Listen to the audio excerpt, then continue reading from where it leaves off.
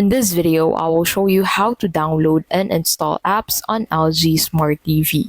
But before we get started with the video, please don't forget to check out the links in the description for bonuses and resources we share with our viewers.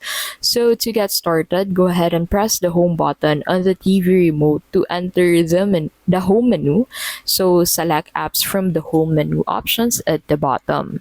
Now after that, you need to go ahead and from the apps home, press the search icon at the upper right corner.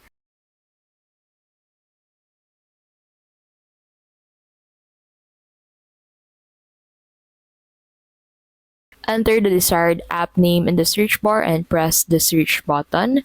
Select the app you wish to install from the search results and then select install on the details screen. When the app installation is complete, you can start the app by selecting launch.